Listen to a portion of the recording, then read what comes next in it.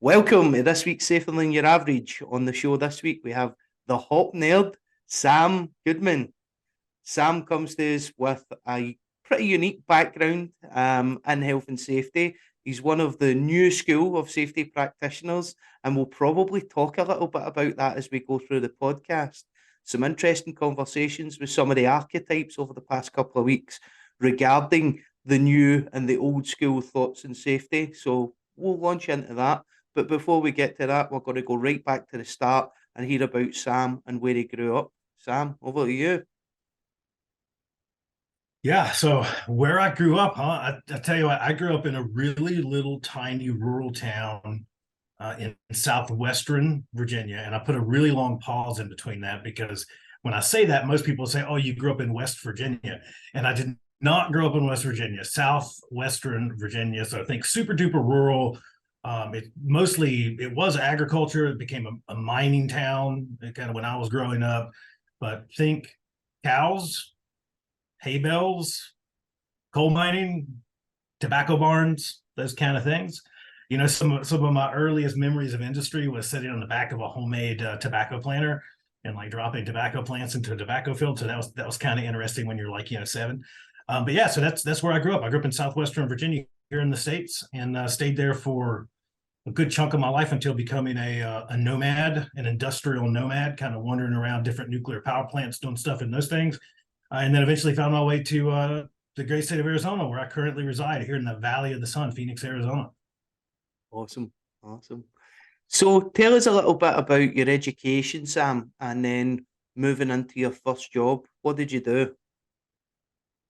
Yeah, so my education background was interesting, and I say interesting, but it's always interesting. I find it interesting when I talk to safety folks because there's so many different paths that people take to find their way into these roles, right? No one seems to have the same journey. Everything's pretty unique.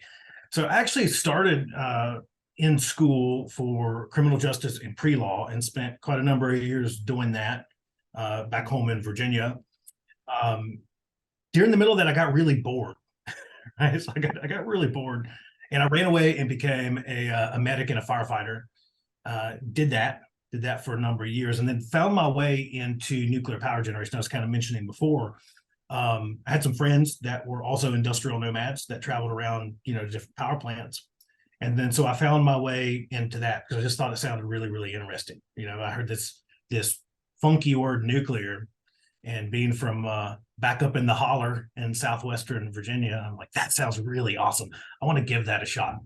So there for a long time, I was kind of doing both. I was traveling around doing the road warrior thing, and then coming home and then working in fire and EMS for quite a bit there too. But back to my educational journey, it started in criminal justice pre-law kind of stuff. Found my way into the fire service, pursued some education in that, and then moved on from there into safety. Yep. So it's quite a common route, isn't it? People start out in firefighting. A lot of people find that as their path into health and safety. And fire safety is Yeah, a big area on its own without looking at the other parts of occupational safety and health. yeah. Interesting. Yeah, I think there's that common root of, and at the core of both of those professions, that common root of wanting to help people. I think Yeah. that kind of, for folks that have spent time in the fire service, that if people aren't there to help folks, genuinely help folks, they don't last very long. And that Mhm. seems to be you don't get paid enough to last very long if you really don't care about helping people, right? It's very similar to the safety profession. The job is too frustrating to hang out for very long if you genuinely don't care about helping others, right? So there's that kind of deep underlying piece there of wanting to care for those folks around you. Sure, sure. Okay, so moving then to talk about your first health and safety role, where did you move into safety? So my first, it's interesting because it all kind of happened a little bit. It felt like all at once. It wasn't, but it kind of felt like that. And so I found my way back to the area that I grew up in. There was a huge mining boom that kind of emerged.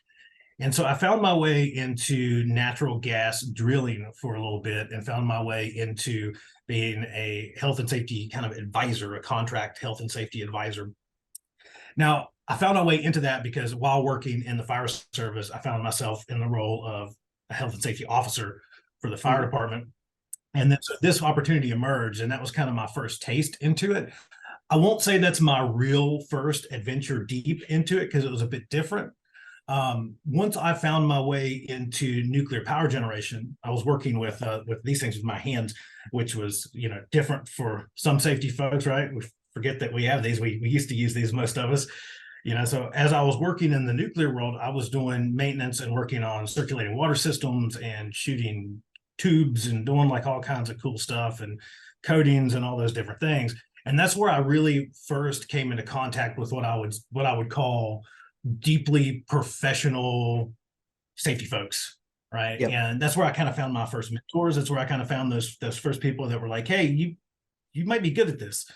And so they gave me some go-dos, you know, go learn this, go do that, you know, kind of expand my knowledge a bit before they were willing to throw me out there as like the lowliest low field safety pump jockey kind of person, you know, out there just kind of your way. That was probably my first real jump into it, is working in a contract role in a nuclear power plant on a team of probably about 6 or 7 folks on this huge project in a nuclear power plant. And it was really interesting because I was surrounded by folks that had been doing this for most of their life, like folks that, you know, 20 years, 30-year veterans, and getting the blessing of being the lowest person in the hierarchy there to get to learn from those folks was pretty amazing. Way different than probably the contract roles that I'd had in the past, and even way different from being obviously from being a safety officer in the fire department, in the fire world. So that's really probably the real deep dive, the first real deep dive that I took into the profession. And that's where I really found myself starting and then not looking back, was in that Yeah. contract role in the nuclear. Quite an interesting route as well, that you've picked out quite a lot of on-the-job practical experience and moved through from there, and then quite a lot of experience of working on the front line and understanding how that operates and maybe how safety people are perceived. Right. Right. And so that was some of the first experiences that I had. Is I had the opportunity really early on to get to see the difference. And what I mean by that is the difference between folks from a safety perspective, from a practitioner perspective, safety folks, safety professionals that would basically roll up on a job and everyone would hide, versus folks that would roll up on a job and everyone would be kind of excited to talk to them and get to hang out with them. Just seeing that difference, you know, in interaction. I remember super early on, you know, having that opportunity to be like, okay, don't do anything, because if you do something, they're going to find something wrong with it and you're probably going to get fired. Like I clearly remember that. It was like the freeze, right? The freeze. It was the kind of whistles that would happen when safety folks would walk into certain areas of the plant. Let me put it this way. Certain safety folks would walk into certain areas of these plants or certain areas of projects, and everyone would just kind of like deer in the headlights, just like stop. Just wait, let them look over the paperwork. They'll be gone in like 10 minutes, right? Versus that other practitioner that would come and spend time with you and was genuinely curious, like genuinely there to help you, wanted to better understand, you know, all the kind of stuff that I'm sure we'll talk about as we kind of move more towards maybe HOP or safety differently kind of thinking in that role. Yeah, I had a really interesting experience with both sides of that. And curiosity is a massive area. It's really important in health and safety to remain curious about how the work is actually done by the front line, and bridging that gap between work is imagined as work is done. Right. Right. And that's huge, right? That's huge, because so much of the conversation that we seem to be having lately is that, you know, managers, leaders, those kind of up in organizational hierarchy, it's not that managers and leaders have worse information than frontline employees. It's just that frontline employees and managers and leaders have a different set of information. It's unique information from different vantage points and perspectives. And what we found, the more that we kind of bridge that gap, as you say, the more that we connect those two, that's where we start to find kind of that magic sauce kind of happening. That's where we start to find that kind of magical thing happening, right? And so, yeah, absolutely. Curiosity is a huge element that oftentimes is unfortunately lacking, not just within the safety profession, but throughout organizations. Yeah, absolutely. I think another element of that is, and I find this a lot with the kind of surveys that get put out, every health and safety survey I've ever seen done, I can guarantee when it comes back that the management are always going to be more optimistic than the frontline workforce on how good health and safety is. And that it's really interesting to see that perspective in these surveys. I always try and look at the kind of analytics behind it rather than just what the survey is telling you. What is it trying to tell you? What picture is it painting? Right. Right. Yeah. And surveys in particular, right? I mean, you start from hopefully you start with an understanding that surveys are probably always going to be skewed a bit, right? Yep. But to your point exactly is that, especially if you're using that tool, and I look at surveys just as you would any kind of other tool, it varies in the situation in which you're using it, the organization in which you're using it. And if you're dumping that out there and you're just kind of asking those kind of vague, I'll call them probably normal safety questions, employees have got those things a bazillion times, right? Yeah. And they've provided the same answers usually a bazillion times. And guess what usually happens? Absolutely nothing, right? Yep. Almost always nothing happens. And so, yeah, they're not super optimistic about maybe providing their feedback, especially through a mechanism that so often has probably at least feels like it's let them down more often than not, or in really harsh environments, sometimes used against them. Yeah. So they're usually pretty cautious when you start getting those emails. Hey, this is from corporate and it's going to help. Yeah. Okay. Yeah. Right. I'm here from head office and I'm here to help. Yeah, for sure. For sure. For sure. So that's interesting, Sam. We'll launch into the human operational performance side of things shortly. But tell us how you came up to being in the position that you're in now and what you're doing, because you've got quite a successful podcast in your own right and quite a few books published now, as well as some really cool information online. Yeah. Yeah. So I spent, as I kind of mentioned, I'll just kind of fill in the in between there probably first.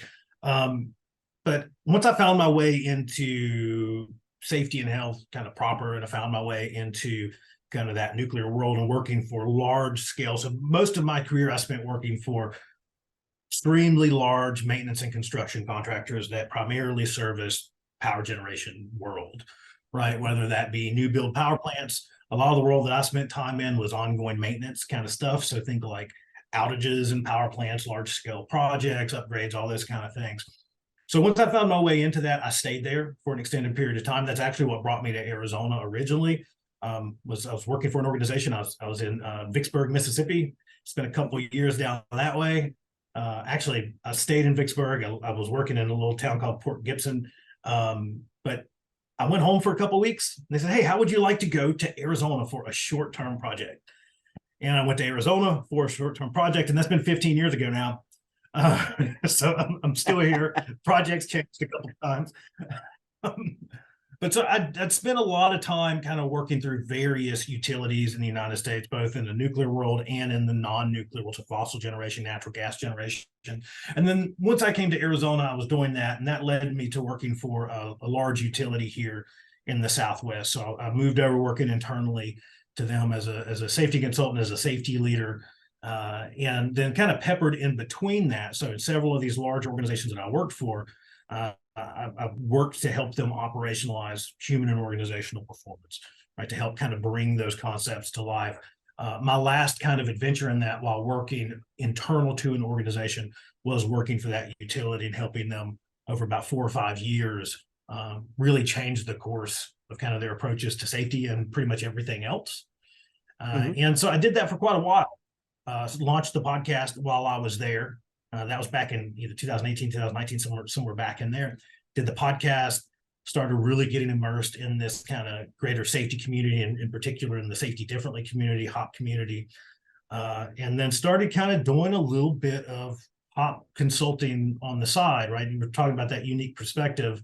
Spending time internal to organizations, knowing kind of that frustration, kind of how that works in a corporate structure of trying to make those things happen. Started helping other companies do that. And so I continued to do that. I would call it maybe day job, night job. I don't know what we would call it. But did that for several years before I finally moved out and just did that full time. So that's what I do nowadays. All of my time is spent with my company, the Hop Nerd LLC, doing human and organizational performance advisement and consultant throughout tons of industry, everything from healthcare and hospitals to power plants to grocery store chains. You know, we spend time with folks that are looking to take their learning and improving to the next level. Awesome, awesome. So we've skirted around it a little bit. Let's talk about human and organizational performance, HOP. Some people might not be familiar with the concept that listen to or watch the podcast. What is it? Tell us a little bit about it. So I'm going to give you a really quick snippet. So for me, to me, because a lot of times we get too bogged down in what we call stuff, I think, Yeah. right? So even in just today's world, right? If you go scour the internet for more than about 2 seconds, you're going to find 14 different ways to call this something, right? There's going to be HOP, there's going to be safety differently, there's going to be safety 2, there's going to be resilience engineering, we're going to talk HRO stuff, we're going to be kind of all over the map. And then we're going to pepper in some other magic words like psychological safety and kind of all these other things that kind of float around in this world. And so before I kind of go down that path, I think it's really important to say that we're pulling from several different schools of thought for what we're going to probably talk about today. You know, HOP is just a piece of that. When I started down this path, you know, I was first, you know, introduced to safety differently in HOP, and people started calling me the HOP nerd. So I kind of got stuck with that name, but it extends well beyond human and organizational performance, right? But so for me, when we go to define that, I like to mostly go here that human and organizational performance is a fundamental shift in how we view people. Right. That's probably the biggest thing that I could give you from a definition point. There are a lot of other little vital bits and pieces that go along through that. The human organizational performance is obviously a set of principles as well. There's some ideas that we roll in from safety differently, and I'll even add that onto that definition. Is it's a fundamental shift in how we view people within our organizations, rather than seeing them as problems to be managed. We see them as problem solvers. And every other kind of principle or bit or piece that we kind of talk about, to me, is all about priming an environment of learning from those that do work, right? Learning deeply, deep and meaningful operational intelligence about the reality of normal work, so that we can then co-create solutions, right? We can then co-create improvement strategies. We can get better together, rather than maybe the way that we've historically done stuff, where we saw human beings in our organizations as the problem to manage.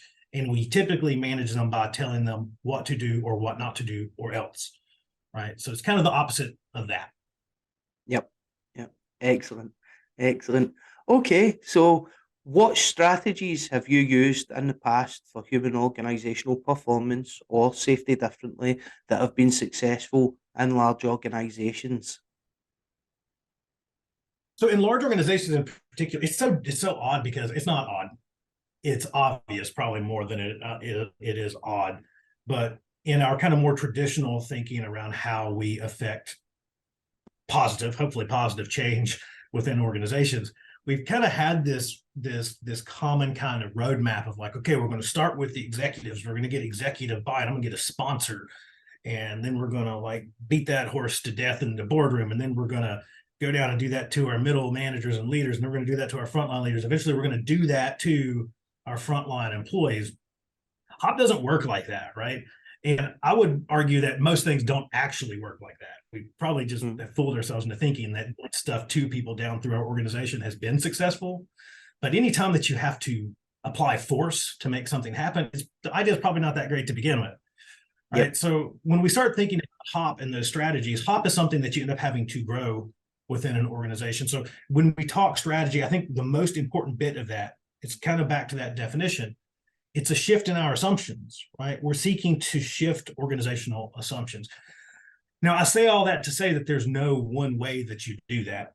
And anyone that tells you that there's one way to do that is probably lying to you or trying to sell you something, upsell you or something along those lines, right? In some canned package something, because HOP's not a program, right? It's not something that we can just go do to our organizations or roll out in our organizations.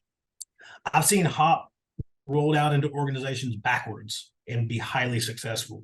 And what I mean by that is maybe executive team's not really on board with a shift, but you have a bright spot somewhere in the organization at some more local level, whether that's a site, right, or a location, and they just start doing things a bit differently. And maybe they're not even calling it HOP. They're just working on shifting their assumptions. Right? When something bad happens, when that operational surprise occurs, when that operational upset happens, rather than saying who failed and what do they deserve, maybe they just start asking a bit of better questions. What failed? What can we improve? What can be made better? What Right. can we And I've learn seen from that it? work in a bit of a right, exactly. What can we actually learn from and improve? And I've seen that work in a more traditional way, right? Where maybe it does start with that executive team. Maybe it is those conversations and shifting assumptions at more of that strategic vision, strategic direction piece of the organization. I know this is all a bit rambly, but it's to say that there are several different strategies that you can use, but it Yep. really just you have to meet people where they're at, right? Where the Mhm. organization is at, right? I've seen folks that there's not been a single hop fundamental course, right? My air quotes, hop fundamentals. That's never happened in some of these organizations, and they've just started to do learning teams and use that to inform their journey, right? Maybe they did start kind of backwards, and they did start with some bright spots down in the organization, and then they tell that success story up really well to those folks up in the highest levels of the building that Yep. weren't so sure before. Now they hear these really positive stories and they see results, and it's hard to argue with positive results. So there's several different ways you can do that. I think the one piece that I would say that is vitally important for anyone that's trying to approach human and organizational performance, a couple things, a couple kind of pro tips, if you will, I guess.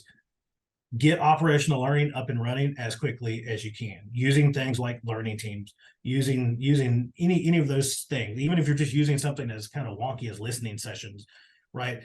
Learning teams would be my suggestion, but get that piece of it up and running as fast as you can, because it's going to inform the rest of your journey, right? It's going to inform the rest of your plan. And I would say the other piece is have a plan. It's not a program to roll out, but you should put some thought into that with those folks in your organization. Put some thought into that. What does this look like? Where do we want to go? What do we kind of need to do to get there? But the side note to that plan is don't be so rigid in that plan that you screw everything up, right? Yep. That plan's going to change. It's going to move around. Things are going to get wacky. You're going to pull some stuff in. You're going to push some stuff out, right? It's just life, right? Mm-hmm. So when you get that plan, you need a roadmap, and that's really the best way to put what that plan is more of a roadmap. It's a recipe. You're kind of build a recipe to get to where you want to go, because you don't want to be shooting for like a chocolate cake and then you end up baking a tart, and nobody likes tarts, right? Who the heck wants a tart? Everybody wants the chocolate cake. So you at least need to have a bit of a roadmap to get you into the vicinity of where you want to go. So start operational learning early, have a bit of a plan, but don't get so rigid in that plan that you set your progress back, or you just end up with some kind of bastardized version of it, because you don't want that either, because you're probably going to be in worse shape than when you started. For sure, for sure. And I think some of the resistance that we get with this new approach is that safety people have done a fantastic job over the past 25 years of selling the traditional hierarchical approach. And I think it's the duty of everyone to start to unpick that a little bit and look now at how we do things a little bit differently. We've got to a plateau in safety performance across all organisations, no matter where you look at it in the Western world. Anyway, most organisations have hit that plateau. They've brought accidents down. We don't have the same accidents that we had in the industrial age and moving forward from there. But they're looking for that next marginal gain. How do they bring it down more? Yeah, I think so. You hit a really good point. I think that we've done a lot of really good work over the years. And so I think some of where we start, probably to go too far behind that question, but I think some of where we start is, I think as safety practitioners, we have to give up a bit of this kind of either or kind of thinking between traditional safety or safety differently or HOP, and understand that it's a progression. It's an evolution, right? We're getting better over time. I think that's probably the best place to start, because that's when you start on this journey. We all do that when we start down this path of going, well, all that stuff sucked, and now we just need to do all this. There's a lot of great stuff in more, maybe air quotes, or traditional approaches to safety. Yeah. There's stuff that we don't want rid of.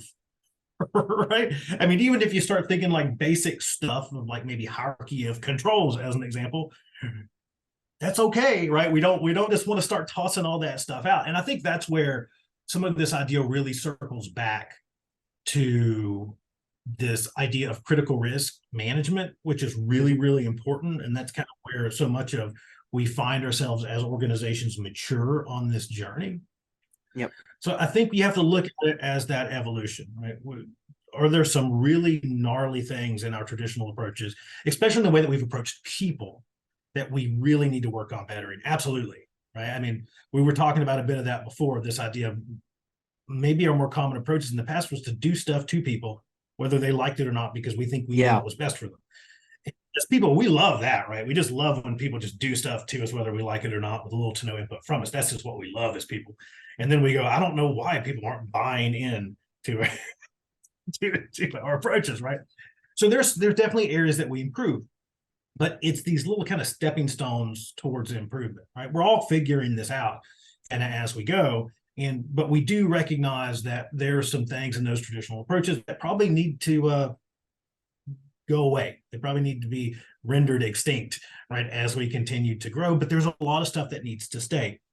And where I was going with this kind of idea of critical risk management is, as we talk human and organizational performance, as we talk deep and meaningful operational learning, and we start to uncover these areas of critical risk that either we didn't realize that we had, or we discover that we thought were controlled, but weren't controlled really well, or we thought were controlled, the controls really suck and we have to work around them to get work done, and on and on and on and on. It brings us back to this idea of critical risk. It goes back to that thought of the stuff that hurts us isn't really the stuff that kills us in our work worlds, right? It's just not how it plays out in any higher performing organization. And I would argue that most organizations, as you kind of said, throughout, at least the organizations that we probably spend time around, would fall into that high performing bucket, right? It's not normal that they kill and maim people. That's an anomaly, right? It's an anomaly. But the way that we've approached that for so long is that we've focused on reducing those lower level events, and that's great work. Again, that's good stuff. I'm not saying that's bad. We're stopping breaking arms and fingers and stuff like that. That's probably pretty good stuff. But it's not reducing those more catastrophic, significant events, because the stuff that hurts us is not the stuff that kills us. And we're never going to stop killing and maiming employees by spending all of our time focused on the stuff that does not kill and maim employees. That's been kind of the approach, though, right? You know, when we're talking that kind of traditional kind of thought, we've done a really good job of teaching that. So good that people don't want to move beyond it, right? We've done a really good job of teaching that, kind of teaching this idea that, well, if you focus on the little things, and the big things take care of themselves. But if you overly focus on the little things, you just forget about the big things, and then people get maimed and killed at work. Right? So it's back to that idea of the stuff that hurts us and the stuff that kills us, driving us towards this idea of critical risk and critical risk management, right? Because so much of what we spend time talking about is that critical risk in our organizations and the presence and viability of life-saving controls. Because life-saving controls, while they're probably won't prevent that broke arm, they're probably not going to prevent that broke finger, they're definitely not going to, usually not going to prevent that bump or scratch. Those controls do save lives. Right? So it's ensuring the presence of those controls around our areas of critical risk, the viability of those controls, and then also understanding that they always degrade and break down over time, right? And there's so much that you can unpack there around those pieces. But I know that's I'm the king of rambly answers. But where I'm going with that is this idea of our reduction in those more catastrophic events, the maiming and killing of workers within our work worlds. We're never going to get there by focusing on the things that don't maim and kill.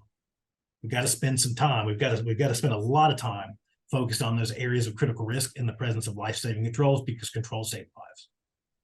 Yep. You mentioned critical risk there. That reminds me of a conversation I had with a very wise safety person. And this person was an executive director of health and safety for their organisation. And it was a global construction business. They were at the top of their game. And I asked them, how did you reduce accidents and incidents in the organisation? And he said, I looked at what things were hurting people in the organisation. And then I looked at what does excellence look like in those areas. And then I picked those areas and we've done them really, really well. There's no magic formula. No, there's absolutely no magic formula, right? And I think something that stands out too from that is that, back to that kind of comment of the stuff that hurts us isn't the stuff that kills us usually, right? It's not that it's back to letting go of that either or kind of thought, right? Yeah. In the past, if we just reduce lower level events and the big events don't happen, you don't want to go so far in the other direction that you say, well, if we just focus on large catastrophic events and just let people, it's fine. Just broke arm, everything's fine. You don't want to do that either. It's just that those two things are different. Right. In safety, we've kind of viewed it in that hierarchical piece where it's like, well, this small level event leads to this event, which leads to this event. And we know that that's not how things play out typically in real life. Right. It's not like you have 67 hand cuts and then number 68 is a fatal hand cut. Right. It's just things just don't normally play out like that in the real world. It's just understanding that those two things, you look at those differently. You manage those things differently.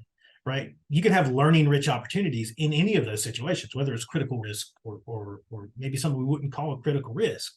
Right, so many of those type of events, the stuff that hurts us, so often we see those things run to their most extreme point within our organizations. They're at least their logical extreme point. It's like somebody trips in the parking lot, they fall down and break their leg. That's probably about as bad as that event is ever going to be. Right. Yeah. Okay. We can do the same thing where we say, but they could have stumbled 4 feet that way and hit their head on the parking block and they could have died.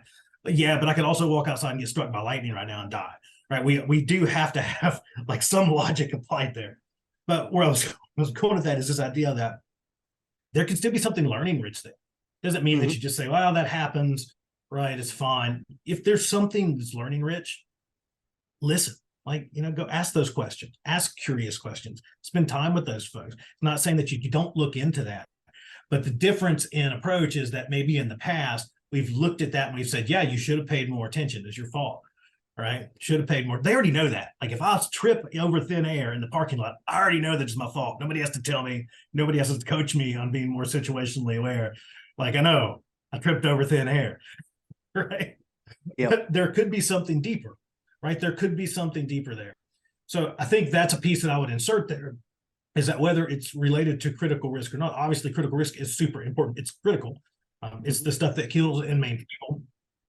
But anytime that you start to hear of, we're just talking about an event, right? You start to have efficiency issues. You start to have pain points within your organization. Anytime that you have any of those kind of operational surprises, right? Those are usually great opportunities to say, okay, is this learning rich?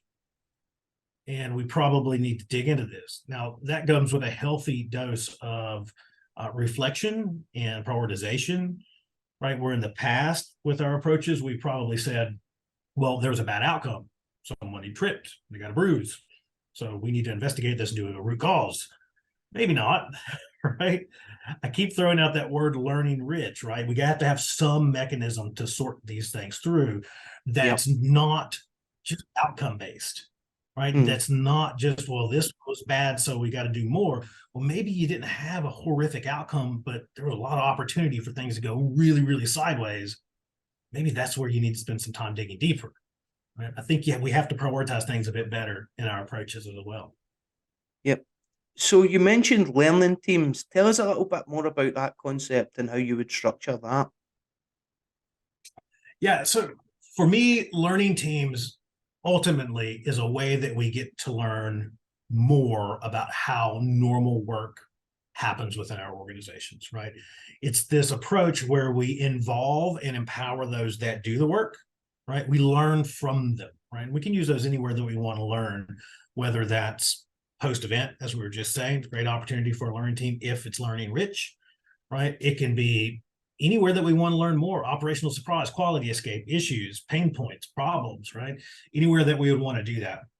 But it's a way that we use where we empower the folks that do the work to teach us how work normally occurs. And then we can co-create solution sets with them, improvement strategies with them, right? And so that's way different than the approaches that we've normally taken. Because if you've been in the safety world in particular, or the quality world, or any leadership role, usually within an organization, something maybe undesirable occurs, and then you are usually quickly tasked with investigating and then coming up with a solution set, usually on your own, right? And if we're being honest as safety folks, we're usually just kind of taking stabs in the dark Yep. right? We're just kind of guessing. We're like, well, this sounds right. And we're back to doing stuff to people. A lot of those more traditional approaches, we're not really taking time to spend time with folks that do the work to understand if those solutions are even viable, if they make any bit of sense, right? Or even worse, maybe a ton of negative unintended consequences that might come along with those things. So a learning team is exactly that. It's learning really operational reality from those that do the work. It's learning more about normal work. And if you wanted to put that into a really like clean kind of idea on how that occurs, is it's really learn, soak, and improve, right? That's really what we're talking about. So if Yep. you wanted to do a learning team as an example, you're going to get some folks nearest to the work that you want to learn about. Let's say that you had an event. The best people to learn from with that event are the folks that the event happened to, right? Mhm. They have the most operational context, rather than us farther away, kind of looking down on an event and then saying, woulda, coulda, shoulda, probably should have done this, didn't follow the rules here, didn't do this. It's involving those folks that do the work. So we're going to learn as much as we possibly can in that first session, in that first meeting of a learning team. These meetings usually take no more than 60 to 90 minutes max. If you're going more than an hour or two, you're usually trying to, your topic is too broad, right? In between, we have what we call soak time or reflection time, which is exactly what it sounds like, right? We have that first meeting, we learn as much as we can about normal work. Folks take time to reflect. And a lot of the purpose of that is if you're anything like me and you're in some type of meeting, you're doing something like this podcast, right? At 2 a.m. this morning, I'm going to be like, holy crap, why didn't I say that? Oh man, now I thought about this. It's really for that. It's to allow those things, those ideas, that more information to bubble to the surface. Reflection is vital to Yep. these kind of successful learning teams. And then we follow that up with our second meeting, right? Which is really improve. We start kind of back in learning mode, kind of talking about all the stuff that we've learned and then allowing for any of those thoughts that bubble to the surface to be added to. And then we move over into what we call improve, right? We move over to the idea of, okay, how do we make that better? And that's where we start to kind of offer those solution sets or come up with those ideas for solution sets that we're then going to go out and micro experiment and test the viability of and see how that works. Right. So a learning team is a really, really highly efficient tool to learning deep and meaningful information about how work normally occurs, right? In any situation, whether that's post-event, pre-event, anywhere on the map, and then working with those that do the work to come up with really, really high quality and valuable solution sets to improve. Great, great.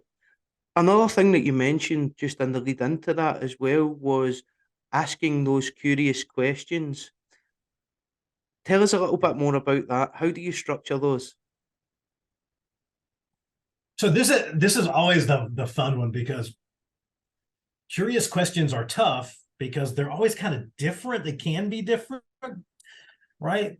I think the first place to start with that is you have to start with listening to learn, Mm. right? I think that's the preface, is listen to learn, and then learn with the intent to learn, right? Those are probably the two first bits to operationally curious questions that I would throw out there, because so often post-event, just as an example, we already have an assumption about what happened, and we usually ask questions to test that hypothesis, right? We're asking questions to validate our assumptions, or we're asking questions and then responding rather than asking questions, listening, and trying to learn, right? So we have to start in the right kind of headspace with that, of listening to learn, learning to learn.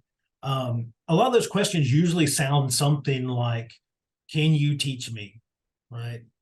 Can you show me, right? Some of those kind of, to give you maybe some fully structured kind of questions, it's usually, where's it really easy to make a mistake with this? What's a good day look like, right? Can you walk me through what success usually looks like? It's those kind of questions, right?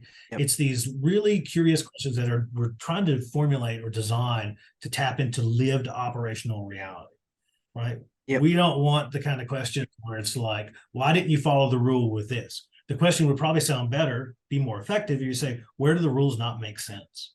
Because there's places where they don't, right? Where's it really, rather than why'd you make a mistake, where's it really easy to make a mistake, right? Those things are powerful as starting points, right? And I throw out a couple of those just because there's some great starting points out there. We have 50 of them that we just released, but those aren't the questions. I think that's a really great place to start, or that's a really great thing to say, is that those are not the questions. So often I get asked for a list of questions that we should always ask, and that just doesn't exist. Doesn't work. If you start, it never works, right? There's some great ones, don't get me wrong. My favorite one, and it's provocative, and people get mad over the dumb word all the time. Within our community, at least, people they don't like the dumb word. But I always like to ask people, what's the dumbest thing that they make you do to work here every single day? Like, you got to do it or you get fired. What is it? And everyone seems to have an answer. I'm not found. Everyone goes, oh, let me tell you, right? There's always something out there. It's pain points, right? You're looking for pain points. You're looking for frustrations. You're looking where it's easy to make a mistake. You're looking for where systems are brittle. You're looking for these things that we don't really see on the surface without asking those questions, right? And where I was going with that is this idea of listening to learning with the intent of learning rather than listening with the intent of responding or fixing. If you start there, your questions, those better questions, those operationally curious questions, are going to naturally start to emerge as you have that conversation. It's just like our conversations we're having right now, or we have in real life. Let's talk IRL conversations, right? You don't have a list of questions when you go hang out. You're going hanging out with your buddies, or you're going around the street. You're grabbing a beer at the bar. Like, you don't go, hold on, wait a second. I've got my I've got my list of questions here. You don't do that in the real world, right? You're usually genuinely curious about learning about another person. You're curious about connecting with another person. We pretend that we need that list at work, but we don't. Right? We feel like we need that. We genuinely don't. If we just approach with that true sense of curiosity and that desire to learn deeply, right? That desire to seek to understand, right? When we seek to understand, when we're curious and we seek to understand, this kind of industrial empathy, as Bob Edwards puts it, industrial empathy starts to kind of naturally happen, right? You start to see yourself in that person's shoes. And as you listen to learn, as you learn to learn, better questions continue to emerge, right?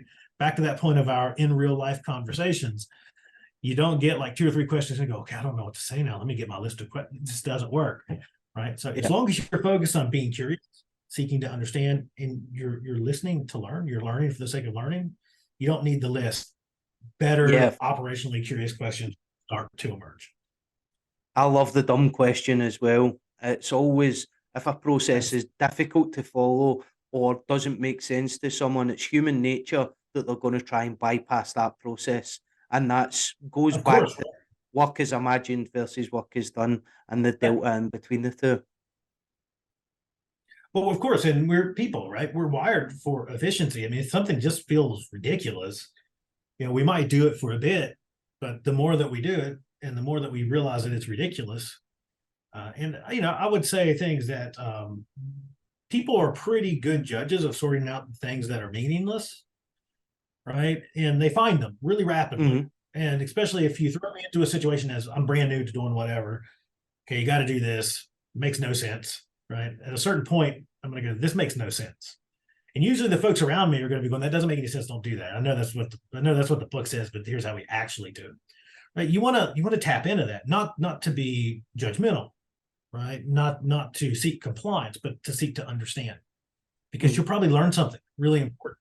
Right. There's something usually really deep there that you'll uncover. And again, back to the use of learning teams, you can then use that to co-create maybe a better way, right? So it's really important. It's really important to dive into those areas. Anytime that you find frustration, anytime that you hear pain points, something that we spend a lot of time focused on is pain points. When you have pain points manifesting in your organization, you're listening to those signals, right? Anytime that there's pain's trying to tell you something, just like when you have pain in your body, right? It's trying to tell you something. It's usually telling you that you need to do something.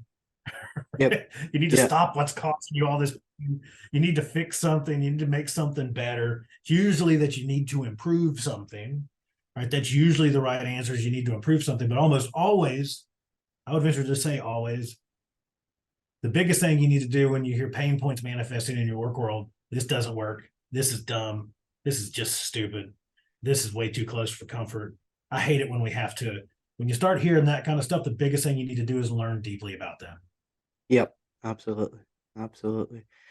So one of the things you mentioned was the and or thinking and safety. And safety differently, safety 2.0, HOP, psychological safety, whatever you want to call it, whatever label you want to give to it. And I think in society we're very quick to give labels to things. It helps human beings to understand them. It's a very controversial subject. You just have to go to LinkedIn any day of the week and look at safety professionals arguing over safety differently doesn't work. Yes, it does. This happens, that happens. You know, Right. what's your thoughts behind that? Tell us a little bit more about that.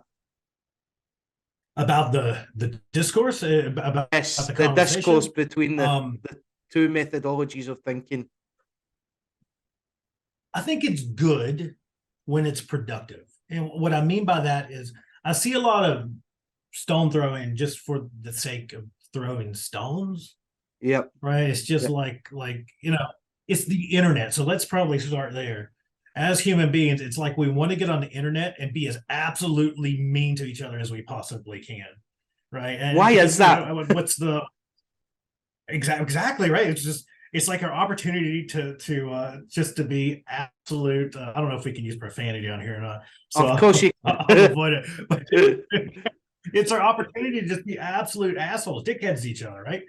Yep. And so there's a difference between this opportunity of let's have a really deep and meaningful conversation, which I'm not super convinced can happen in chat form on LinkedIn. So that's Mhm. probably another piece of that. I don't know that you can have that deep and meaningful conversation um, in that kind of setting, but that's what we do, right? We like to get on there. We like to throw those stones.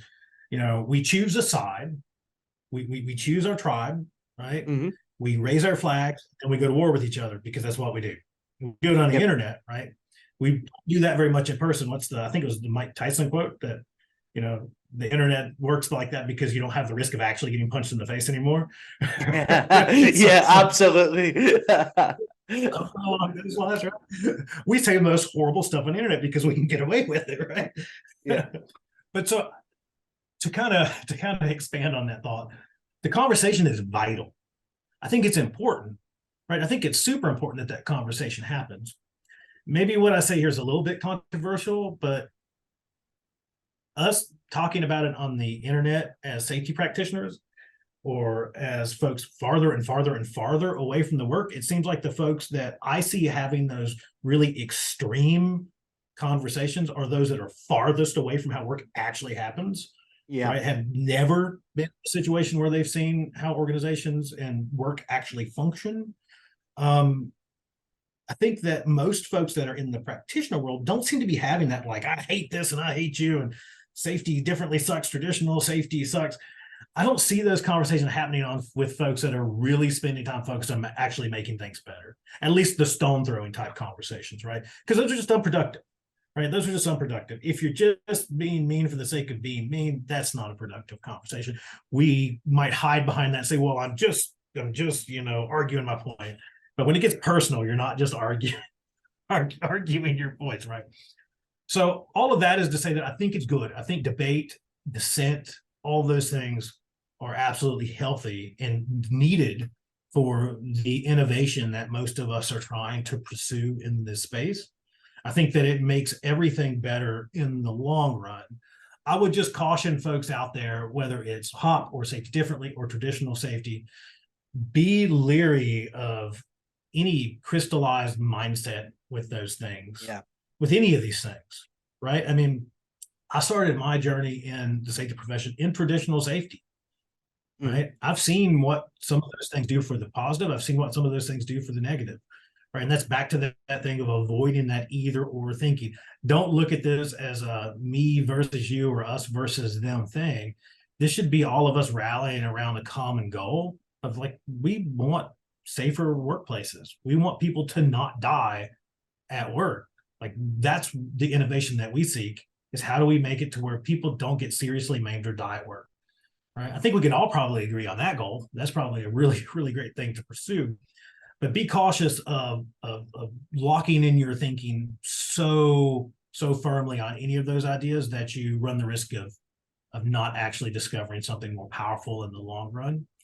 And that's where I find myself with that, where it's just not productive, at least in the work that I do, at least Yep. in the work that I do with organizations, trying to learn more deeply, trying to make things better, trying to innovate and improve over time.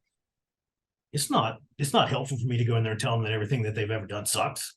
That's not how you Yep. do that, right? It's just not productive. We're focused on how we do things better and meet folks where they're at and see how we can grow together. I think we need to focus on that as a profession. How can we grow together as a profession in pursuit of that goal? And that goal to me is how do we drastically reduce or stop killing and maiming people in workplaces? Absolutely. Absolutely. And the other side of that is we should be moving forward from either or thinking to and. We want safety and Yeah, safety. Yeah, yeah, exactly. absolutely. Yeah, exactly. Quite a loaded question, that one. Had a really fascinating conversation on one of the archetypes of safety differently not that long ago. And he told me safety differently was never designed to replace traditional safety. It was designed to bolster it and move safety forward. And I found that Yeah, fascinating that one of the original people that was there came up with this as a methodology of moving things forward. It was supposed to be yeah, an evolution, not a revolution. exactly. Yeah, you find yourself in. I think I heard Bob Edwards put it this way not that long ago, that it's an industrial reformation more than it is a revolution, right? If Yep. if we're going through revolution, we found ourselves there.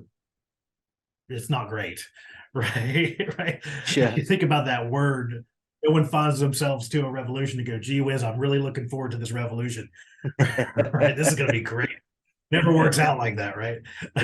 So it's more of an evolution. It's more of an industrial reformation. It's improving over time, right? And that's really what we're talking about: stepping stones towards doing things a bit better. And so I totally agree with that statement. It's not that either or. It's not okay. You did traditional safety, now we do safety differently, or now we do hop. These approaches that will call safety differently, or that will call human and organizational performance.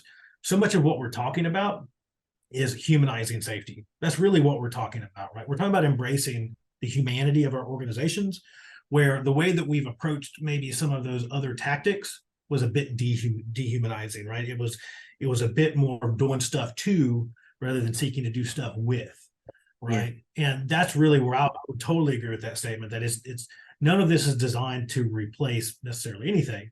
It's a better set of assumptions that helps us to make better operational decisions. It's a better set of assumptions that helps us refine our approaches and tactics in a more humanizing way, right? Hmm. And that's really what we're talking about. How do we embrace the human element of our organizations, of our workforce, the human element that we depend on for things to get done? How do we better care for those folks, right? That's the biggest difference. That's interesting. And you mentioned the human element there, and we've also touched on psychological safety a little bit as well. So tell me a little bit about how you create psychological safety in the organization to maybe get people to open up when you're hosting learning teams. Well, I think to begin with, so back to meeting organizations where they're at. I get to spend time with organizations that are far down this path. I get to spend time with organizations that are brand new on this path. I get to spend time with organizations that have what I would call a high degree of psychological safety. And psychological safety has become a bit of a buzzword nowadays, right? As soon as Amy Edmondson's book kind of hit hard, and then we start seeing that once the hashtag happens, right? You know Yep. it's becoming a corporate buzzword real quick. Uh, but so we'll stick with psychological safety, but I get to meet organizations all over the map with their varying levels of varying degrees of that. And so I think the first thing, and it goes back to some of the hot principles, right? This idea of how we respond matters. Like it Hmm. matters a bunch how you respond. And that's one thing that you can just kind of start doing a bit differently. If you're kind of in that position, you're going, I want to learn more. One of the biggest things you can do to begin with is just temper your reactions when you start, right? As you kind of start down this path. If you want to learn deeper, if you want more raw, real, rich, sometimes scary information about the operational realities faced within your organization, focus on shifting your reaction to more of a response, right? Because so often something bad happens, that operational surprise occurs, we react, and that's natural. We're people, right? I mean, I get those calls too, and my first response is, WTF. Oh no. And they're like, Yeah. okay, that's move on. I don't say that out loud these days, but everyone kind of has that reaction to begin with. It's just, we're people too, right? But shifting that reaction to a response is highly valuable. Think about it like medication. If you take medication, do you want a reaction or a response? A reaction lands you in the ER. A response makes things a bit better usually, right? So asking those different questions instead of saying who failed, moving to what failed, as we were kind of talking about before. That's one of the biggest first steps if you want folks to bring you more information, to feel safe to do so, right? Because if you react poorly, when someone brings you that operational surprise, that event, that injury, if you react poorly when they bring you something that's genuinely a success, they're going to stop bringing you information because you're showing to them, you're demonstrating to them that it's not safe to tell you the truth. Yeah. Right. That's where you got to start. Right. And another piece of that is we kind of talk about a lot of organizations are always asking for trust. Every organization is like, man, how do we get people to trust us? I know how we do that. We'll ask them to trust us. We'll put up posters that say, hey, trust us. Right. We'll put it on our principles and values card, then we'll make them wear it around their neck that say, you trust the organization. Right. And that clearly works. Right. Of course, that works real well. The first step is really extending trust throughout the organization. If you're desirous to get trust up through the organization, you have to extend trust throughout the organization, right? That's how relationships work, right? If I want you to trust me and you want to trust me, like we extend trust to each other. Like it's not, I just don't walk up to you, hey, if somebody walks up to you and says, hey, you should trust me, the first thing you're going to do is not trust them. Absolutely. That's the first step, right? But that's what we do as an organization. We say, hey, you trust me. And sometimes we'll say, trust me or else, right? Because we do that with report or else. But if you extend trust throughout the organization, you're creating an environment in which honesty is possible, right? When you extend that trust, when you temper your reactions, when you focus on responding rather than reacting, right? Responding with a bit of grace rather than reacting with emotion and frustration and blame, right? You're demonstrating to those folks that it is safe to tell me stuff. It is safe to share information with me. I'm not going to cut your head off when you say, hey, I messed up. Hey, this happened. I'm not going to tar and feather you. It's not going to happen. Because I trust you. I know that you didn't intend for this to happen, right? Even some of the worst operational surprises or upsets that you might face, right? We shift to responding, and people feel that. They feel that it's different. Right? I know then you've demonstrated to me that it's safe for me to bring you something, because a lot of times those conversations, I don't want to hear it, right? And you don't want to tell me because it's not good, right? So we have to overcome that barrier to begin with. And that shift towards responding rather than reacting and extending trust, starting from a place of trust, as we talk about so very often, is this idea that trust should be our organization's neutral position. That's how you grow it, right? Extend trust. Focus on your reactions. Yep. And we need to build that trust as well. It's very easy to erode in an organization by one poor reaction one time can completely unpick all of the good work that you've done to build that trust. It takes a split second, right? And that's the thing, is that organizations generally have quite a bit of organizational lore anyways, right? There's scar tissue, right? There's scar tissue that's built up there from those poor reactions that happen over time, right? Especially if we're at a point as an organization recognizing that, people have brought us some, when they brought us these events, we should have been saying, hey, how can we help you, rather than, hey, how can we blame you? Maybe we were a little heavy-handed on that blame side of thing, and we were seeking out retribution. People don't forget that, and they never will. Right? They never forget that. And they probably shouldn't. As a human, if I'm tarred and feathered for bringing you, hey, I cut my hand, help me. And you say, yeah, that's your fault. Too bad. Right? I'm probably not going to forget that thing, and I shouldn't. Right? So that scar tissue is always going to be present. That lore is always going to be there within the organization. Those stories of, Jane reported that and Jane doesn't work here anymore. Bob did that and Bob got 5 days off without pay. Those stories aren't going anywhere. But the way that you start to outgrow that is you create better stories, right? You create better stories. You create better lived experience for employees. And back to that reaction piece, right? When I bring you a problem, when I bring you a pain point, you don't cut my head off. You don't scream and yell at me. You say, okay, how can we improve this? Okay, how can I help? That's a huge difference. Now you got to do that quite a bit. Like you said, you're going to have some missteps, and when you do, it's going to set you way back, but they're going to happen. Yeah. But you do that do that when that becomes the norm, you stretch that over enough time, the good stories start to outweigh the bad, right? Because there's always good and bad. The good stories start to outweigh the bad, and that's when you really start to feel that difference. People know that that's the common response. Yeah, embedding this in organizations is almost like a marathon, not a sprint. It's for the longer term. You have to stick to it. Once you embark on this journey, you need to keep going with it until you embed it. And it's always evolving as you go through. Yeah, I it's think always evolving. It's a journey, right? And that's why we refer to this as a journey, whether we're talking hop, whatever approach we're putting the label on it, as we've kind of been talking about. But it's just a journey. In our world, we call it molasses speed, right? Like you pour molasses on a wall in December and see how fast it moves. That's about how fast a lot of these things go as well, right? It is slow. And I think there's another piece there that it does. It ebbs and it flows. Like you're gonna take 5 steps forward, and then sometimes you're gonna take 6 steps back, and that's just how it goes, right? It's, to your point, it's a marathon. It's consistently trying to do good work, do it for the right reasons. It's consistently trying to do things a bit better over time.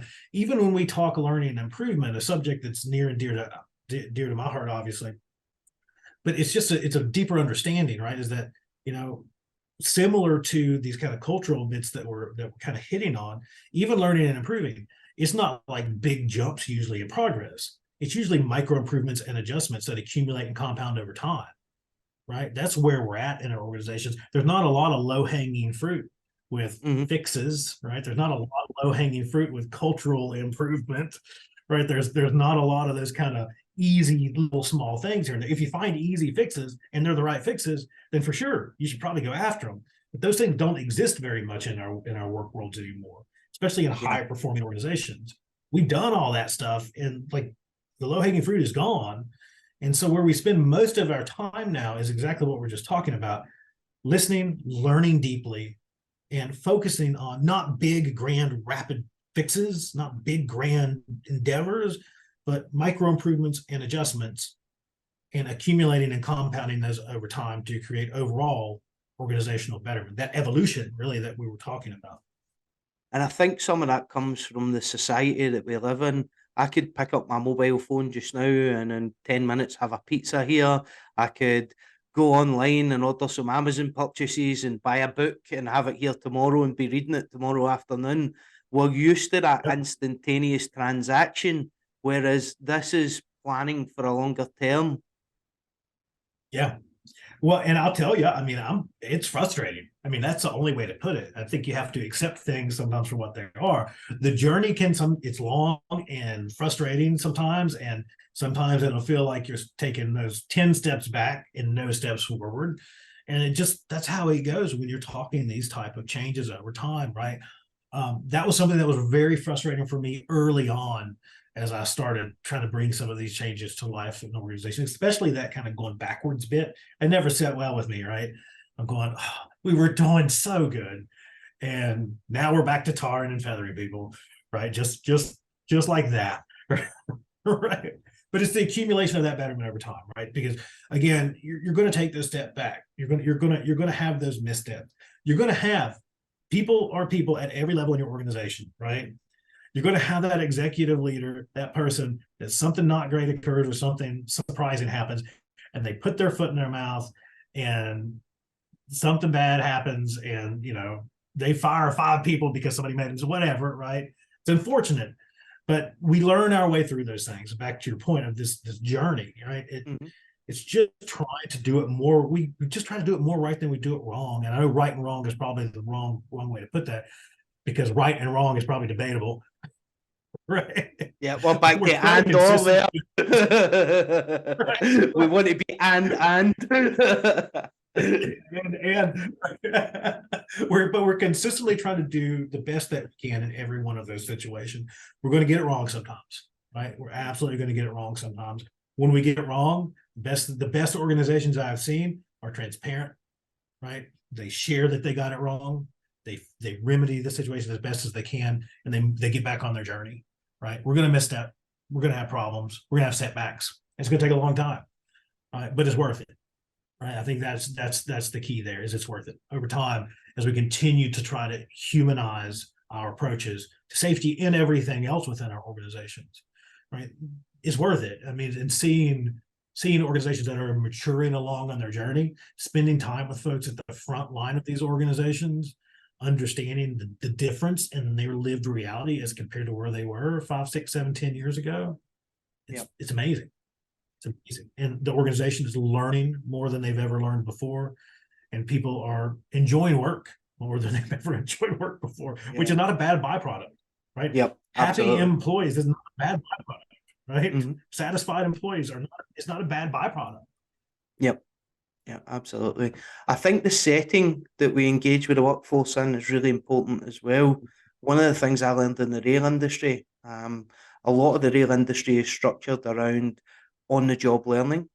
So going out and engaging with people in their natural environment where they carry out the work, rather than bringing them into a meeting room and sitting them down and talking at them, makes them feel much more comfortable to open up and tell you a little bit more about the work that they're doing, rather than that kind of almost adversarial that you're coming in to receive a safety briefing. I'm going to give you a safety briefing.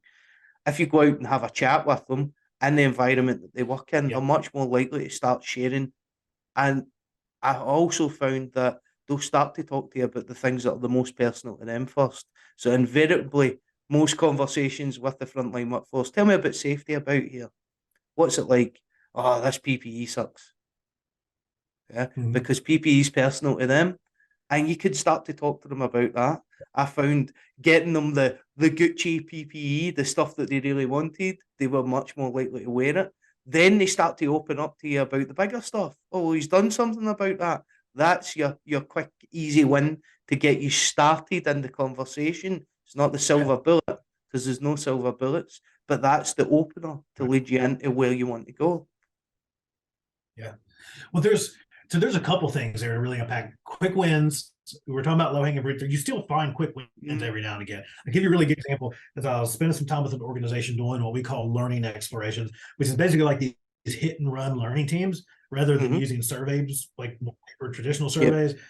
Think of it in the lines of a learning as like a list session, but using the principles of operational learning of learning teams, right? So I got some really powerful stories working with this organization. They called me in, come spend some time with them. They've been on this journey for about 5 or 6 years, right? And so go ask people how things are going. It was kind of that was the general question. Like, we want to know how things are going. We don't want to do another one of those stupid surveys. Can you help us with this? Like, yeah, absolutely. They'll definitely talk to some wacky, crazy, hillbilly from Virginia, not West Virginia, from Virginia that now lives in Arizona. For sure, they'll talk to me. And they did, right? But one of the things that they found, back to your point on PPE, is that like these people were just struggling to get stuff that they needed. Right. We found a ton of themes and stuff that they can work on over time. But this one was the one that just like, you were like a multi-billion-dollar organization. People need stuff. Like, can you get them stuff? And they're like, holy crap. Yeah, we can get them stuff. We didn't know that they were having trouble. Right. Like to the point to where people were like, yeah, I have to leave work to go down the street to the hardware store to buy my own respirator because we don't have any.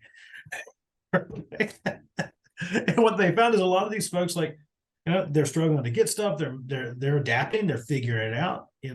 Maybe some of their concerns in the past had fallen on a bit of deaf ears, but they rapidly fixed that, and they earned a lot. They earned a lot of street cred with their employees real fast just by them saying, "We've got a pain point. Help! Can you fix it?" And then they fixed it, and they fixed it fast. That's a good way, obviously, because not only are you remedying an issue.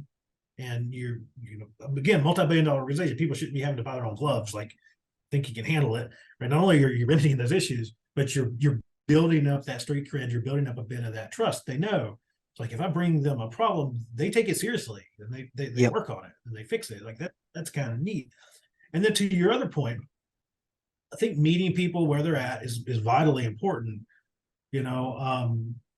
Dragging people into some shiny conference room, that's just intimidating a lot of times if that's not a place that you spend much time. Heck, I spend time in shiny conference rooms way up in buildings all the time, and it's freaking intimidating to me. I still keep my still keep my streak of field hand in there. I feel like, you sure this is what I'm sure I'm supposed to be in here? Right? It looks like a 1980s mall. This a lot of wood paneling and shiny stuff, you know. I don't know if this is where I'm supposed to be. It's intimidating. It's taking them out of that element. I think that there's a piece there that's really important to understand. And I get a lot of heat for this because I pick on behavioral safety observations a lot. I get a lot of rocks thrown for that, back to slinging mud on the internet. But the way that we've approached those kind of safety interactions in particular, they're not safety interactions, they're unsafety interactions, right? We're chatting, like my near and dear friend, somebody I admire deeply, Clive Lloyd. We'd had that conversation. I'm going to give that to him because I think he coined the term unsafety walks. Yeah. But so many of those interactions are unsafety interactions, behavior-based safety observations, often in the way that they're applied. Okay, academics yell at me. I know that's not maybe what you intended, but in the way that they're applied, they're unsafety interactions. I'm going out, trying to figure out what you're doing wrong, and I'm going to coach you, or I'm going to praise you, right? And then we're going I to say don't that know how to do your job. right? Yeah. And the other thing is, I Right. don't know how to do your job. Yeah. I've been Right. employed to be the leader I'm of a, the organization. I don't know how you do the I mean, frontline work, but I'm going to tell you you're doing it wrong. yeah, you're doing it right. But I'm gonna put in some I'm gonna put some candy and treats in my pocket. And when I go out and you're doing something good, I'm gonna give you a piece of candy. If you're doing it wrong, I'm gonna coach you severely, right? And these are people, they're not dogs, Yeah. right? And that's the point, is that just by their very nature, the way that these interactions have been designed within our organizations, they're parent-child right out of the gate. Yeah. Right? We're treating people like children. We're going out because I might have never done your job, but I know how to do it because I'm the one that's in charge. I'm the parent here. Right? I'm gonna go out and worry about you and teach you how to do it. No, that's probably teaching them how to do it is probably giving too much credit. I'm gonna go tell you what not to do. Right? I'm gonna go out and tell you what not to do. Follow the rules. I'm gonna make sure you're following the rules rather than going out and learning. And so I think you can spin that on its head. Back to operationally curious questions. Go out and spend time with folks, not with the intent of showing them where they're messing up, not with the intent of catching them in an unsafe act, right? Not with the intent of auditing them against the rules. Go out with the intent of learning about their normal work. Even if you just go out and start from a place of saying, I just want to go out and learn as much about this person as I can, just as a person, that's a great place to start. We're talking first safety jobs. One of the first safety jobs I ever had, the senior safety director that I worked for in the nuclear world, gave me that task. Like, I was brand new and I'm like, I'm ready to go, like I'm ready to go out and do safety stuff. And the first thing I had got to do for a week was go out and learn about everybody that works here. Yeah. Yeah. That's it. And the rule was you can't ask any safety questions. You can only ask people about themselves. Go learn about them. That's a powerful place to start. You have to mean it. That's an important piece to put it there too. You can't fake that. People smell that bullshit real fast if you're faking it. Like you gotta really mean it. Like you genuinely care. But getting to know folks, that's important. Building those relationships with those folks, vitally important. Moving beyond this idea of, auditing human behavior against a set of rules, and embracing more of a thought of, let me go out and learn deeply. And if I find those things where maybe the rules don't seem to be followed, let me start by trying to understand rather than just trying to fix. And let me start by trying to understand why that makes sense rather than saying, oh, unsafe act, right? So to me, so much of it is breaking down that parent-child interaction. There's just no place. We work with adults. We're all adults, right? We work with adults. There's just no place for that in a modern workplace, right? The best leaders that I've the best leaders that I've worked with in organizations have been the ones that have been able to go out on site, engage with people, talk to them about their life, what they're involved in, how they do the work, and then lead into it from there. There's a great saying in the rail industry that I know what wet socks feel like on a Sunday morning. Yeah. And that means that you've been out and worked a shift and been there with the guys on the front line. Yeah. Yeah. Yeah. Well, that's it, right? Because in you're going out with that different set of assumptions. I'm not going out with a card and a set of rules saying, why the heck aren't you following the rules? You go out and you discover issues. You want to learn. You're not going out to blame. You're not going out to beat. You're not going out to punish or positively reinforce. Right. Again, back to treating people like trained circus animals. Right. We're going out to just learn. We're just going out to learn deeply. Right. About that person, about their work, and amazing things kind of happen then. Right. We were kind of talking about that earlier on. It's the connecting of those two different worlds, those two different realities, those two different perspectives within an organization. Everybody's seen the stick picture from Todd, right? From Todd Conklin, Yep. right? The sharpened stick. A lot of that idea is that those farther away have resources and strategic vision and a greater perspective of the overall positioning of the organization. Those nearest to the sharp and to the coal face, right? They have the understanding of operational reality within the organization. When you can build that relationship and genuinely connect those two perspectives, that operational reality with maybe strategy and resources, back to magic stuff kind of happening, right? That's where the real powerful bits start to happen. Not only do you grow usually some pretty meaningful and lasting relationships out of that, but you're connecting reality with resources, which tends to position you in a whole lot better space to make better operational decisions. Absolutely. So let's talk about something really controversial. Let's get into the real meat on the bone. Zeros and safety. Let's go. Tell me about it. Well, I struggle with zero. So let me say, I think zero is a noble pursuit. Let me give it its credit first. I think we could, if we all say that, like, our goal is to not kill and maim people at work, we want zero of that. That's a really good thing to say. Our goal is to not hurt people at work. That's a really good thing to say. I mean, I can't argue that that's a really ethical thing to say. That's obvious, right? Of course, nobody's sitting there. I mean, I can't say nobody. At least one out of every 100 folks has to be a psychopath, right? So you might have somebody that's going, I can't wait to see who get hurt at work. I just think it's real rare. Probably doesn't happen very often, right? I think we can all agree that that's a really, really noble goal. The problem is it's a horrific target, right? It's a horrific target from a reporting standpoint. I think when you go down this path of saying zero safety, and let's talk zero applied, right? Zero applied is often applied with that idea of, back to what we're talking about before, if we reduce or eliminate all of our lower level events, we can't have catastrophic events. And we know that's not very true, right? It just doesn't, things don't play out that way in our complex and complicated work worlds. Things just don't happen that way. So it has zero, probably in my mind, zero has done more harm than good, right? It's probably where I would put that. Every organization that I've ever seen that has employed a zero strategy, and I get it, back to people arguing on the internet about stuff. People will say, well, you just not seen it done right. And I've seen it done in a lot of different ways. And just about every single place where I've seen zero practice in what we mean by zero-based safety, right?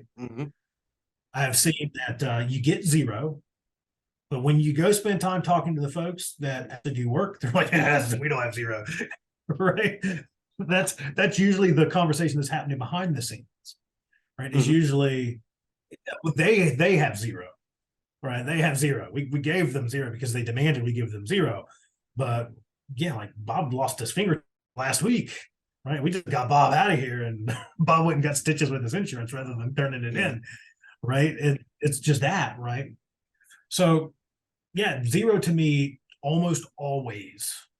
I would venture, I'm saying almost, trying to give it a little bit of slack here. But zero almost always drives people to just not tell you the truth because they feel like they can't. Right? Organizations get what they ask for. Yeah, absolutely. Get what you ask for. I mean, that was one of the first comments I had in a recent learning team I'd done with an organization that was zero based. real life comment. They said, yeah, they asked for 0. Damn it, we'll give them 0, right? And that's what happens, right? You get what you ask for. Mm-hmm. It's usually not real. You've got this real Yeah. big shiny 0, but it's usually not real, right? Yeah. And again, even if you do achieve realistic 0, like let's say you can just wave a magic wand and now you got 0, it doesn't reduce your likelihood of catastrophic outcomes in your organization. Risks are still there, things are still present, things are still fluid, things are still changing, right? For every risk that you eliminate, that vacuum sucking another one in, right? You're still having all that as the potential to make it on the news tomorrow, right? Those things are still present. So oftentimes 0, again, as you said, organizations get what they ask for. Mm-hmm. And they might get a 0. You might have that bazillion trillion man hours worked without a recordable or a lost time event. But oftentimes it's not real. It's not real because people are fearful of telling you the truth, because the more that those hours mount, the less likely people are to be the person that's going to break that streak, right? So the more likely they are to not tell you that. And then on top of that, as safety practitioners, we have that heat too, right?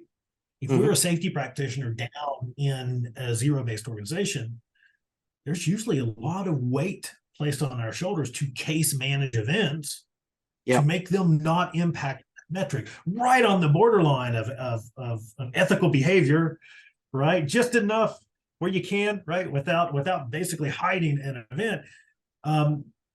And so that number is massaged. It's managed. It's managed by safety practitioners. It's managed by those that we depend upon to share with us this vital information. It's managed. And then those farther up in the organization look down and they go, look, it's great. We got a 0. That's awesome. There's a really interesting example of that occurred. It's public news. If you go look it up in the States, that's happened here several times, where safety managers and plant managers, isn't a power plant. I won't say who the power plant was. You can Google it. It's out there. The Department of Justice has a nice article on it if you want to go look it up. But same thing, 0-based safety tied to incentives, because it's almost always tied to some type of financial incentive, right? Either directly to employees or at least to leaders, right? Usually both. And then as contract companies, it's usually tied to their KPIs too. So in this particular situation, contract company, millions of dollars tied up in this kind of 0 approach, managing these kind of KPIs. And they were having broke arms. They were having stitches. They were taking people to the hospital. They were just doing it with a credit card and hiding the injuries from their client, because 0, man, got to get 0 because we need those millions of bucks. We can't not get those millions of dollars. Jesus, what? Right? When you say 0, people are going to give you 0. And usually through some kind of sketchy means, right? If you're looking at it from that perspective, if you're looking at it through the employee's eyes, they're just going to give you what you want and they're going to do their best. And they're just going to have that event. And they're just going to carry on and say, I'm not saying anything. Absolutely. And it's quite interesting. A good friend of mine, a guy called Eddie Woods, who owns a company in the UK called Cardale, was working with an organisation, and they had it mandated by their corporate business that they had to have 0. Their target was 0 harm, and that was it. No matter what he done, it had to have 0 harm in it. So he said, okay, let's flip it on its head. Let's humanise this. And he reframed the 0 harm campaign that they were running as your 0. And he got the workers together and he said, this isn't the company's 0. We don't care about their 0 accidents, 20 million man hours. What I care about is you going home safely. So every time you see that 0, it's yours. Own it. Be with it. Your 0 is your family. Going home at the end of the shift safely, not being injured, not being harmed. And that really put a step change in that. And it took what could be perceived as quite a negative campaign and flipped it completely into a positive by humanising it. Yeah. Well, and that's exactly the point, right? Back to so much of what we've talked about. I mean, I find most approaches, and let me put it this way, I find most tools that we use in kind of our pursuits to be pretty benign. So much of it has to do with culture and the assumptions that they're immersed in, right? We're talking observations, right? An organization might have a program that's called an observation program, but they've got such a learning-based culture and they're so operationally curious that it just doesn't play out the way that we were talking, right? There probably is a right way to do that, and it happens, right? Or a better way. a better way to do that. And same thing with that, right? Again, I like to pick on zero because I've not seen almost any examples of it functioning well in organizations. Right? Almost always does more harm than good, but there are probably examples exactly like that where you spin that in a different way that it might function, right? It might function well for a particular organization. So I guess what I'm saying is as much as I like to beat up on zero, I don't want to unfairly beat up on it. I try to give it a little bit of slack here and there, right? Yeah. Especially by saying that it's a pretty noble thing to say. It's a noble pursuit of saying that we don't want to hurt. That's pretty good. But it's the point of you get to that being a true target, as it so often is. Yeah. You know, and I kind of tied that into this kind of contract KPI thing, because even though it might not be this just openly espoused kind of zero philosophy, when we say things like TRR caps, total recordable incident rate caps here, like in the US, and we use that with contract management for KPIs to manage our contractors. We say, you know, based on you can only have like a 1.2, and if you get over 1.2, you're going to lose your work here. If we want to learn deeply from our contractors as well, and there are contractors, we should want to care for them just as much as we want to care for our own organization, since they're living with us, right, and doing work with us and for us. It drives those folks back to that example I was sharing. It drives those folks to say, they say we can't get more than 1.2, we'll give it. Well, that's what we'll give them. And so I guess so much of where I'm going with this is that I don't want anything to stand in the way of learning within an organization.